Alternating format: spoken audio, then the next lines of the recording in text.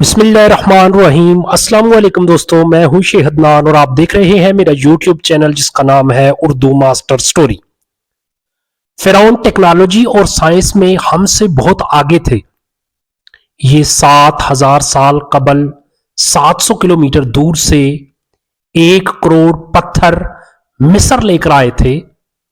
एक पत्थर 25 से 2800 टन वजनी था। ये वन पीस था और ये पहाड़ से चौड़ाई में काटा गया था।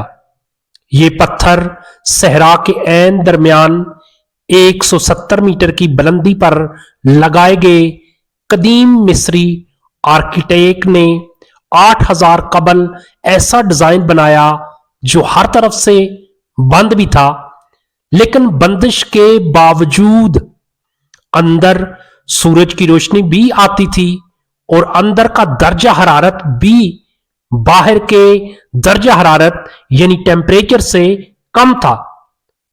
उन लोगों ने 8000 साल कबल लाशों को महफूज करने का तरीका भी इजाद कर लिया था। ये लोग खुराक को 1000 साल तक महफूज करने का तरीका भी इजाद कर चुके थे। कहरा के इलाके जैजा के बड़े हराम में 23 लाख बड़े पत्थर हैं।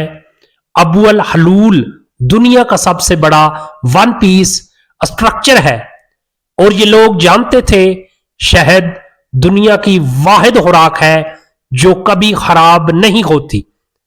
अहरामों में 5000 साल पुराना शहद निकला और ये मुकम्मल तौर पर इस्तेमाल के काबिल था। ये लोग कमाल थे, पर उनमें ये खराबी थी कि ये तकब्बर करते थे, गुरूर करते थे और इसीलिए उन लोगों ने अल्लाह ताला को यकता मानने से भी इनकार किया।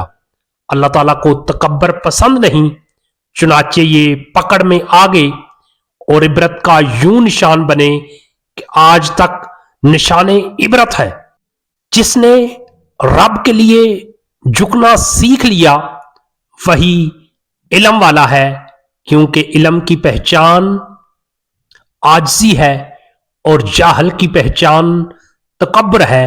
फरमाने मुस्तफ़ा सल्लल्लाहु अलैहि वसल्लम है, जिसके दिल में राई के दाने के बराबर भी तकब्बर होगा वो जन्नत में नहीं जाएगा। मेरे प्यारे दोस्तों, वीडियो अच्छी लगे तो वीडियो को लाइक और शेयर जरूर करना और कमेंट की सूरत में अपनी राय का इजहार करना। अल्लाह हाफिज, अपना बहुत बहुत ख्याल रखिएगा।